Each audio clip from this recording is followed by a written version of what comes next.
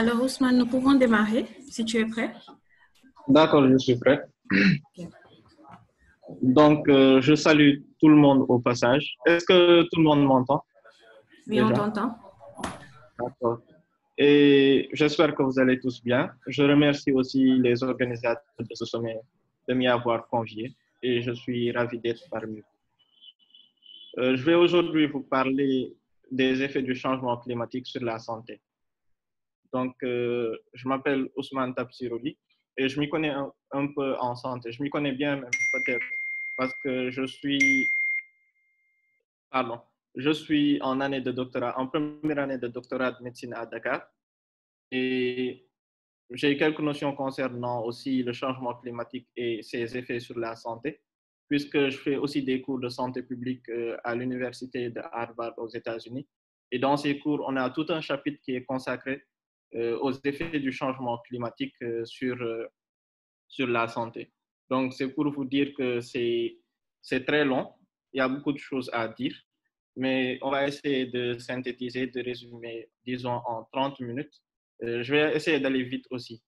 Donc, prenez note, il y a beaucoup d'informations, prenez note et à la fin, si on a du temps, on passera aux questions si vous avez des inquiétudes, si vous n'avez pas compris certaines choses. Donc, nous allons adopter le plan qui suit aujourd'hui. Après avoir introduit notre sujet, nous allons parler de quelques notions de base parce qu'il est important de connaître certaines notions pour pouvoir comprendre cette présentation et aussi pour pouvoir comprendre aussi euh, les effets du changement climatique sur la santé de manière générale. Après cela, nous allons parler des conséquences de la chaleur et de la qualité de l'air sur la santé, des maladies infectieuses et de l'environnement, mais aussi des conséquences du changement climatique sur la nutrition. Donc, en introduction, déjà, on va dire que un système de santé qui se dit système de santé doit être constitué de toute organisation, action ou personne qui a pour première intention de promouvoir, restaurer ou de maintenir la santé. Donc, il y a beaucoup de choses en fait qui peuvent contribuer à cela. Et c'est ce qui fait qu'un système de santé, en fait, c'est un système ouvert. Donc, qui dit système ouvert dit qu'il y a plusieurs facteurs qui peuvent être étrangers à ce système ou bien même appartenir à ce système qui peuvent en fait influer sur ce système. Donc, l'environnement est un facteur de changement de la santé. Donc, on ne peut pas avoir peur de ce que l'on ne connaît pas. Donc, par exemple, je vais vous donner l'exemple d'un bébé qui n'a jamais, disons, touché la flamme d'une bougie. À première vue, il va aller toucher en fait la flamme de la bougie. Donc, si en fait il touche à la flamme et que la flamme le brûle, prochainement, il va avoir conscience de cela et en fait, il ne va pas toucher la flamme. Pourquoi je vous dis ça? Parce que si nous voulons en fait trouver la motivation de faire quelque chose à propos du changement climatique, nous devons d'abord comprendre la menace qui prévaut sur notre santé et celle de nos enfants. Nous devons comprendre et connaître ces dangers-là. Nous devons donner au changement climatique une dimension humaine et faire de la santé le visage humain des changements climatiques. Et vous me direz comment faire cela. Et il faut d'abord comprendre et partir du fait que l'environnement, de par ces divers mécanismes que vous voyez sur ce schéma-là,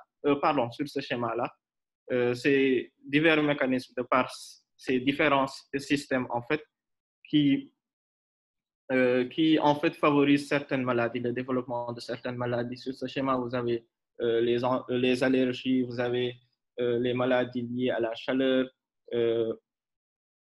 comment dirais-je, euh, les interférences en fait entre l'environnement et les conditions maternelles et fœtales, des infections respiratoires, des maladies hydriques, des maladies cardiovasculaires, des traumas et beaucoup d'autres choses en fait que nous verrons au cours de cette présentation. Donc, je vais essayer d'accélérer. Quelques notions de base. On va parler d'abord du rôle de notre atmosphère. Et la Terre a plusieurs gaz dans son atmosphère qui retiennent en fait la chaleur, y compris le dioxyde de carbone, le méthane et l'oxyde nitreux. Ces trois gaz en fait retiennent la chaleur et font le climat de la Terre, ce qu'il est. Donc c'est grâce à ces trois gaz, disons, qu'on peut vivre sur Terre. Les rayons du soleil, quand ils traversent en fait l'atmosphère, ils sont absorbés à la surface de la Terre et ensuite ils sont rayonnés vers l'espace. Maintenant, pour ne pas perdre cette chaleur, c'est l'exemple en fait de Mercure, parce que Mercure n'a pas de gaz dans son atmosphère. Maintenant, toute la chaleur qui vient va en fait après se dissiper au niveau de, va en fait se dissiper au niveau de l'espace et il va y avoir des températures vraiment vraiment très très froides au niveau de Mercure pendant la nuit. Et ces gaz-là, qu'on dit gaz à effet de serre, dont le dioxyde de carbone, le, l'oxyde nitreux et le méthane, en fait, qui retiennent la chaleur qui devrait être rayonnée, en fait, au niveau de l'espace. Là, vous avez un petit schéma qui va expliquer, en fait, le rôle de l'atmosphère. La présentation sera partagée, donc vous l'aurez tous et vous pouvez, en fait, prendre votre temps de tout lire. Maintenant, les sources de gaz à effet de serre, il y a les émissions directes, comme par exemple le méthane qui vient des vaches, comme par exemple aussi le fait de couper les arbres, le CO2 qui va en fait s'échapper de ces arbres-là, les décharges qui produisent des tonnes de méthane chaque année. On a aussi des émissions indirectes comme, disons, le fait de brûler du charbon, du gaz naturel, du pétrole. Maintenant, en fait, où va la chaleur? Où va en fait la chaleur qui nous arrive du soleil? 93,4% va au niveau de la mer, va au niveau des océans et 2,3% au niveau des continents, de l'atmosphère, pardon, 2,1% au niveau des continents. Donc, plus de 90% du réchauffement que les gaz à effet de serre ont ajouté à notre planète ont atteint les océans. À mesure que l'eau se réchauffe, en fait, elle se dilate et le niveau de la mer monte. L'élévation du niveau de la mer est également stimulée par la fonte des glaciers et glaciers terrestres, en particulier au Groenland. Donc, comme conséquence, il y a les inondations, il y a la perturbation aussi du cycle de l'eau qui entraîne parfois des sécheresses dans certaines zones. Donc, nous allons parler aussi de la couche d'ozone parce que tous ces concepts, en fait, ils sont importants dans la suite de la présentation. Donc, je vous prie de bien noter les nouveaux concepts. Donc, au niveau de la haute atmosphère terrestre, en fait, parce que nous allons aussi parler euh, de l'ozone qui se trouve, disons, près de nous. Et cette ozone est dangereuse. Donc, au niveau de la haute atmosphère terrestre, la couche d'ozone, en fait, est une grande concentration d'ozone qui filtre une partie des rayons UV qui sont émis, en fait, par le soleil. Et ces rayons UV peuvent être responsables de cancer. Et l'ozone, en fait, c'est un élément chimique, pas, disons, très, très stable. Bon, pas très, trop instable aussi, mais ça réagit en fait avec les gaz pour donner du dioxygène. Maintenant, c'est cette réaction-là qui va créer des trous et les rayons UV vont pouvoir pénétrer. Donc, le dernier concept que nous verrons, en fait, c'est l'acidification des océans. Donc, environ 30% du dioxyde de carbone rejeté dans l'atmosphère par les activités humaines, comme, disons, la combustion de combustibles fossiles, disons, quand on brûle du charbon, ou bien quand nos voitures brûlent, en fait, l'essence, tout ça. Et toute cette, en fait, quantité de dioxyde de carbone est absorbée par les océans de la planète, 30%, disons. Donc, lorsque c'est absorbé, il produit l'acide carbonique, ce qui rend les océans plus acides. Donc, vous verrez toute cette chaîne de réaction-là. Et c'est en fait cette concentration élevée d'acide dans les océans qui vont favoriser la dégradation du carbonate de calcium que vous voyez ici à la fin. Et c'est ça qui forme en fait le carbonate de calcium qui normalement devrait former le squelette des animaux tels que les coraux. On épuise en fait les ions carbonatés dans l'océan avec l'acidification. Donc ça a des conséquences que nous verrons plus tard aussi. Donc les conséquences de la chaleur et de la qualité de l'air sur la santé. Ndeye Marie, tu es là? Ndeye Marie. Donc, un volontaire parmi toute l'assistance. Si Ndeye Marie ne peut pas répondre. Oui. Donc, c'est qui? En fait, c'est Dramira Basuka.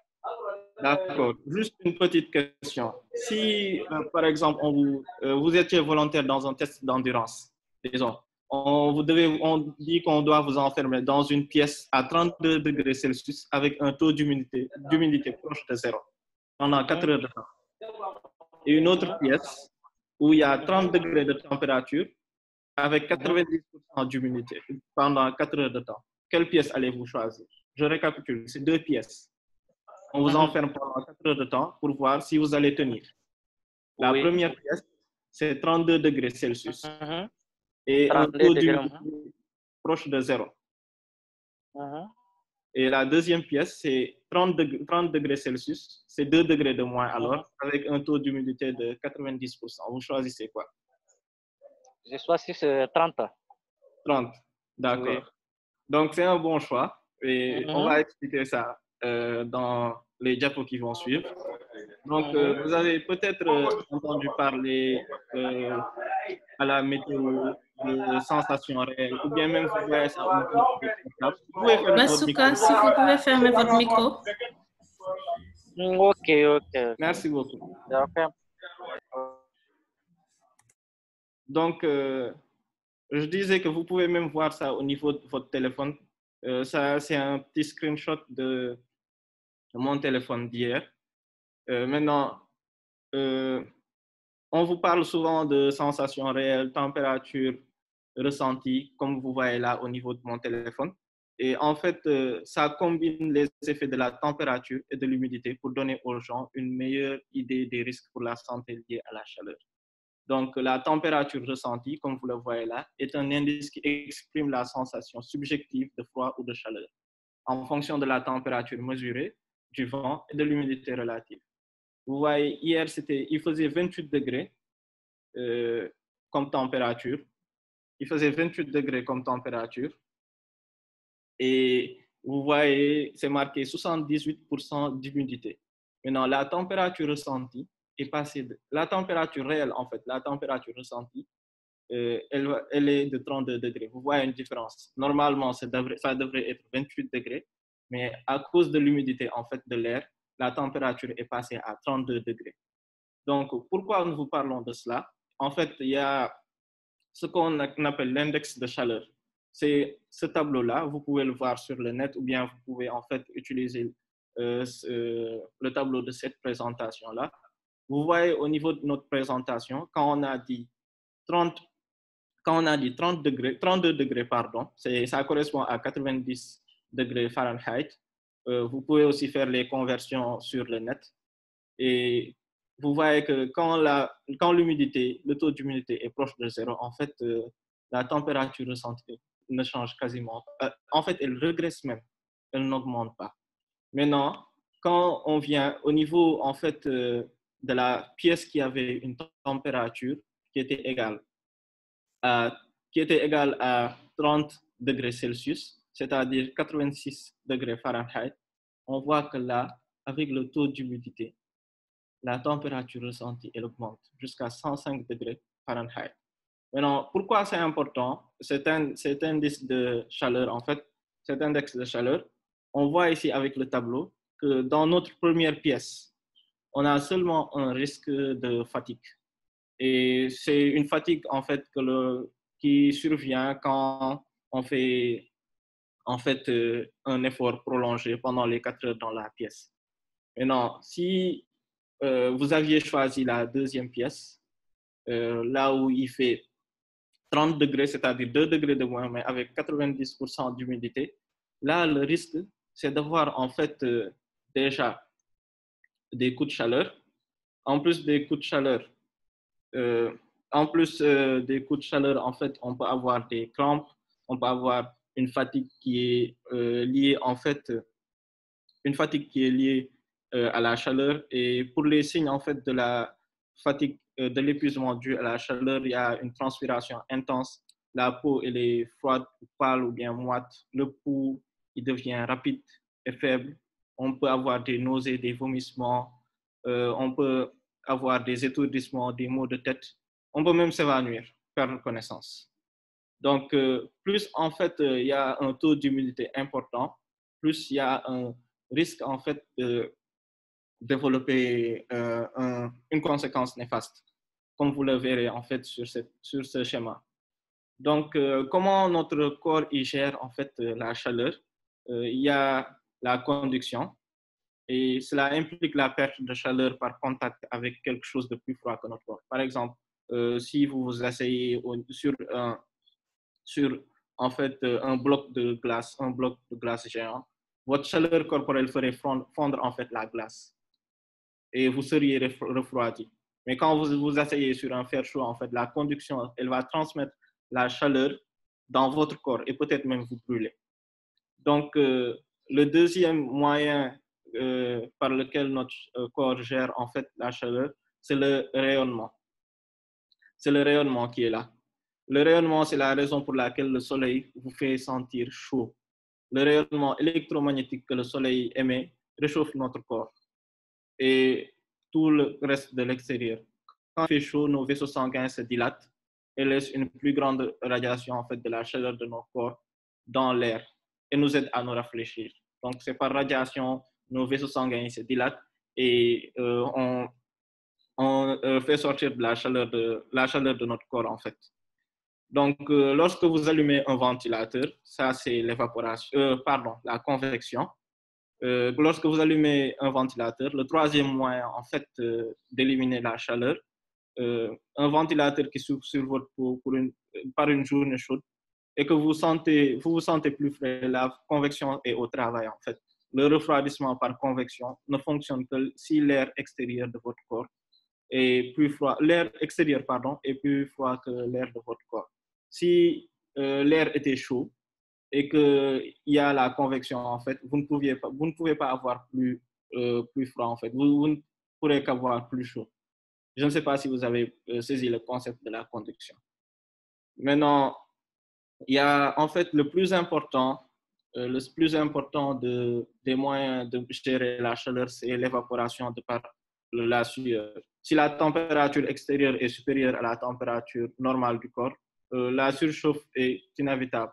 Maintenant, la conduction, le rayonnement, la convection ne nous aideraient pas beaucoup à nous refroidir. Mais l'évaporation, en fait, elle est là. Et la chaleur sur notre peau est transférée à la sueur et s'évapore, ce qui entraîne une perte nette de la chaleur pour notre corps.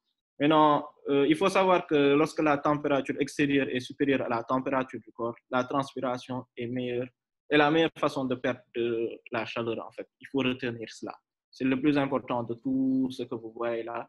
Maintenant, si en fait, pourquoi je vous parle de ça? Si l'air est humide, déjà humide en fait, l'évaporation ne va pas pouvoir se faire parce que on ne va pas pouvoir transpirer et les gouttelettes de sueur ne pourront pas passer de notre corps, en fait, de la surface de notre corps à l'air, vu que l'air est déjà humide. C'est pour cela, en fait, c'est dangereux quand l'air est humide, même si, en fait, la température n'est pas très, très élevée. Maintenant, les effets de la chaleur, ça peut entraîner la mort. Ça, c'est une pyramide, en fait, qui montre le risque. Plus, en fait, le risque de mort est plus rare, mais il existe quand même. La déshydratation est possible et ça aggrave en fait les maladies existantes comme l'asthme, les maladies pulmonaires obstructives chroniques, l'insuffisance cardiaque, le diabète. Maintenant, la diminution, en fait, il est prouvé de par des articles scientifiques que la chaleur, en fait, ça diminue la concentration, la capacité de nous concentrer, ça diminue la productivité. Et des femmes enceintes aussi qui sont exposées à de très grandes températures, en fait, elles exposent leur fœtus à des malformations et pas n'importe quelle malformation, à des malformations du tube neural. C'est le tube neural, en fait, qui après son développement, va donner le système nerveux de l'enfant. Donc, une trop grande chaleur pendant, disons, la grossesse peut entraîner des malformations neurologiques, en fait, chez l'enfant. Donc, la chaleur, elle est dangereuse. Maintenant, on va parler de l'ozone troposphérique. On avait parlé de l'ozone, de ses bienfaits, que ça nous protégeait du rayonnement du soleil, tout cela. Mais là, toujours on parle de la qualité de l'air. Maintenant, là, la photo nous montre en fait une couche d'ozone qui recouvre en fait la ville de Los Angeles. La photo, je l'ai prise dans mon cours de l'université de Harvard. Donc, c'est pourquoi il y a la photo de Los Angeles. Donc, c'est une couche d'ozone qui recouvre en fait la ville. Maintenant, l'inhalation de l'ozone est mauvais pour nos poumons.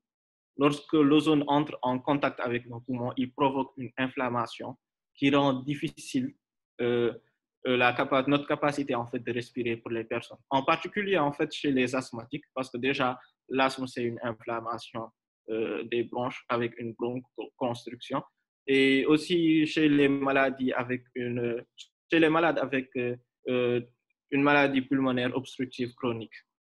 Donc il y a les conséquences aussi, bon, hormis en fait les difficultés à respirer qu'on a évoquées tout de suite avec l'asthme et les maladies bronchiques chroniques, il y a la douleur en fait thoracique, la toux qui peut venir.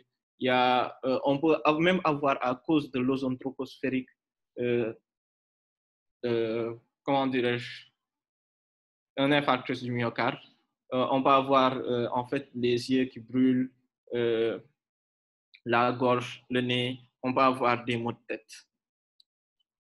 Maintenant, quelle est la source d'ozone troposphérique? En fait, c'est un sous-produit de la combustion de combustibles fossiles. Maintenant, qu'est-ce que ça veut dire cela? Ça veut dire que c'est l'oxyde d'azote, je vais vous expliquer ça vient d'où après. L'oxyde d'azote et les composés organiques volatiles qui sont là, plus en fait les rayonnements ultraviolets du soleil et la chaleur qui vont en fait donner l'ozone.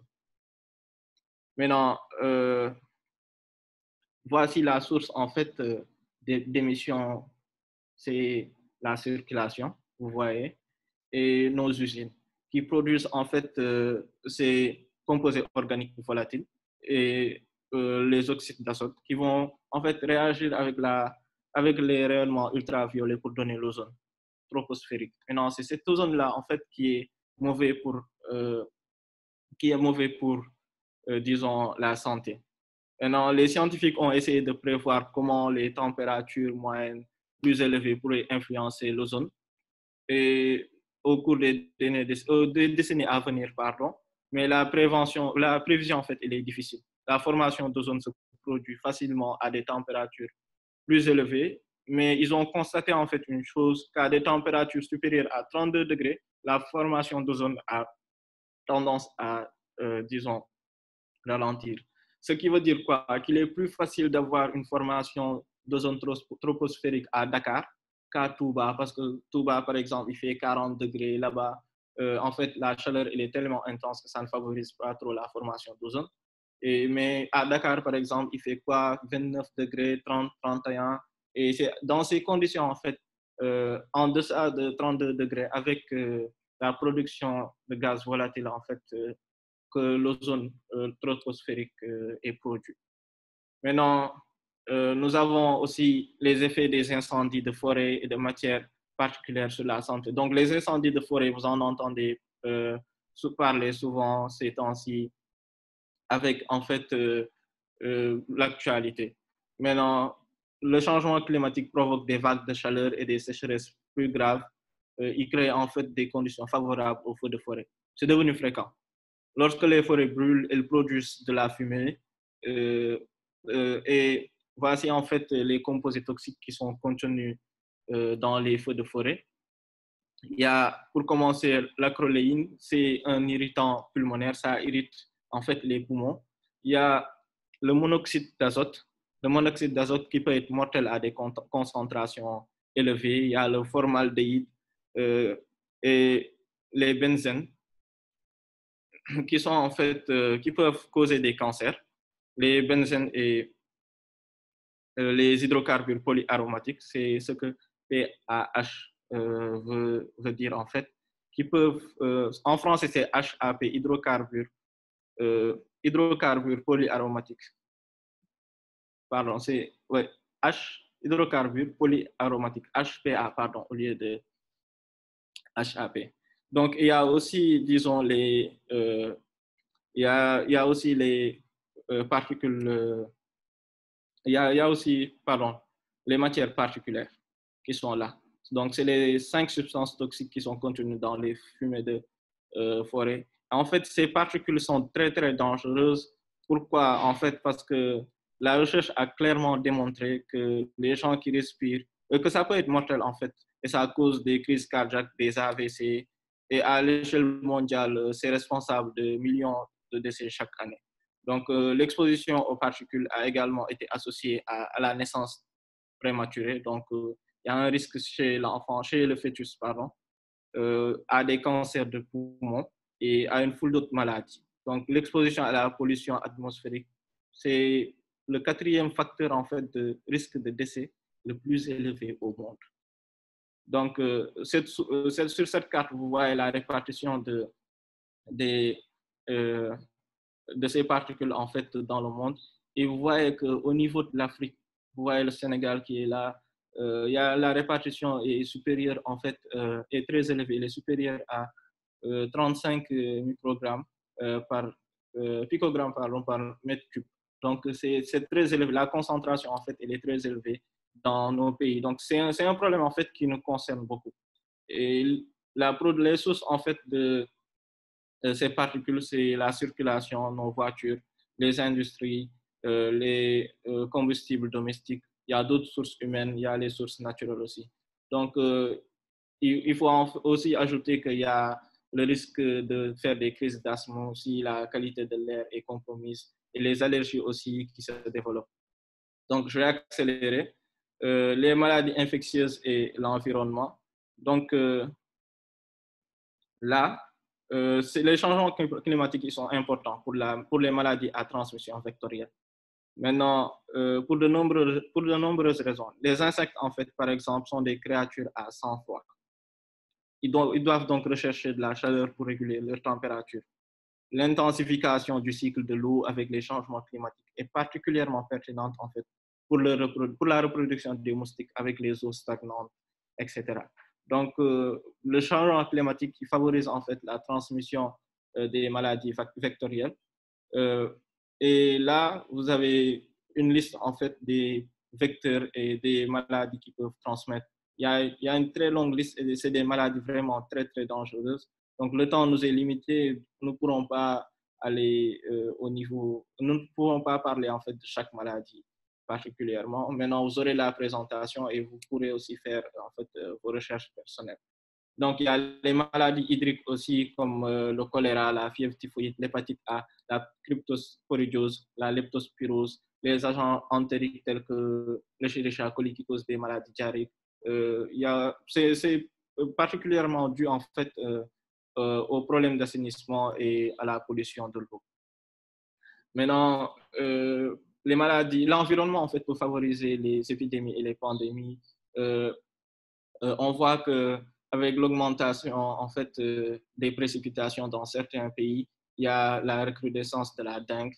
Il y a en fait aussi le coronavirus, la pandémie en fait qui a pour cause en fait disons l'environnement parce que c'est des maladies qui sont transmises par les animaux. Maintenant, l'homme d'habitude ne devrait pas être en contact avec ces animaux, mais avec la déforestation avec la déforestation, pardon. Josiane, si tu peux couper ton micro. Josiane. Donc, avec la déforestation et il y a beaucoup d'animaux en fait qui rentrent en contact avec l'homme et ça développe en fait des épidémies, les pandémies. Il y a beaucoup de maladies, si on avait le temps, on allait en parler en fait, qui ont des réservoirs en fait. Le réservoir en fait sont des animaux. Et on a beaucoup, il y a le singe, il y a l'exemple du coronavirus, on dit que c'est le pangolin. Il y a beaucoup d'autres virus en fait, parasites et bactéries qui ont, disons, des réservoirs animaux. Et avec certains vecteurs ou bien même avec, disons, l'atteinte à l'environnement, en fait, on s'expose à ces maladies-là. Donc, les conséquences du changement climatique sur la nutrition. Maintenant, on va parler de l'origine de l'attaque des criquets en Afrique de l'Est en 2020. C'est tout récent, en fait. Donc, l'origine, en fait, c'est les cyclones d'Arabie. Donc, en mai 2018, dans la péninsule arabique, un grand cyclone est passé par-dessus le désert de Rabat al-Khali. Donc, c'est l'un des plus grands déserts au monde. Ça s'appelle même le quart vide. Euh, et des lacs, après le cyclone, des lacs se sont formés. C'est arrivé encore 5 mois plus tard, en octobre 2018, et les années qui suivirent, de puissants cyclones ont commencé à provenir de la mer d'Arabie, avec une fréquence jamais vue. Et ça a créé des inondations dans des zones généralement sèches, comme le Yémen, le Pakistan, le Bangladesh. Mais là, on va insister surtout sur l'Afrique de l'Est, plus particulièrement la Somalie, et les conséquences, en fait, de ces cyclones, de ces inondations-là. Et c'est la conséquence, en fait, c'est des criquets, en fait, des millions de criquets qui ont envahi le pays et dévasté les plantations. Donc, on va dire qu'un essaim de criquets peut manger plus de nourriture que 35 000 personnes. Un seul petit essaim. Donc, il y en avait des milliers. Donc, un seul petit essaim de criquets peut manger la valeur de nourriture de 35 000 personnes. Maintenant, ces criquets, ils vivent en fait dans le désert, partant de l'Afrique de l'Ouest, de l'Afrique nord-ouest, c'est-à-dire du Maghreb, de l'Afrique de l'Ouest, nous au Sénégal, jusqu'en Asie de l'Ouest. Donc, c'est un problème qui nous concerne parce que ça peut nous arriver aussi. Et ça a des conséquences, en fait, sur la sécurité alimentaire. Et quand on ne mange pas, on est exposé à la malnutrition, on est exposé à la dénutrition et à les risques de famine. Pardon. Et le risque, il est très, très, très important pour nos régions avec le changement climatique. Pourquoi? Je vous ai dit qu'ils vivent en fait dans le désert en partant de l'Afrique de l'Ouest, de l'Afrique de Nord-Ouest jusqu'à l'Asie de l'Ouest. Maintenant, si une zone sèche a l'habitude d'être sèche et qu'elle devient anormalement humide à cause du réchauffement climatique, ces criquets vont se rassembler. Les criquets, d'habitude, ils vivent de manière isolée, ils se regroupent pour se reproduire. Maintenant, si en fait les conditions sont favorables, ils se rassemblent en fait. Et ça déclenche des hormones qui changent le criquet de manière physique. D'abord, sa couleur, sa taille devient réduite et son endurance augmente. Donc, ça lui permet de voler. Et avec les vents, il peut atteindre 150 km, il peut parcourir 150 km en une seule journée. Et en fait, ces criquets aussi auront un changement de mentalité. En fait, leur appétit va augmenter, leur cerveau va augmenter. Ils mangent, ils s'accouplent, ils pondent des œufs dans le sol et ils deviennent des millions. Quand ils s'envolent, c'est impossible en fait de les arrêter. Et ça, c'est en fait une conséquence ça peut nous arriver tôt ou tard parce que il y a, disons, la recrudescence c'est parti en fait d'Arabie. C'est parti d'un désert d'Arabie avec les inondations et tout ça.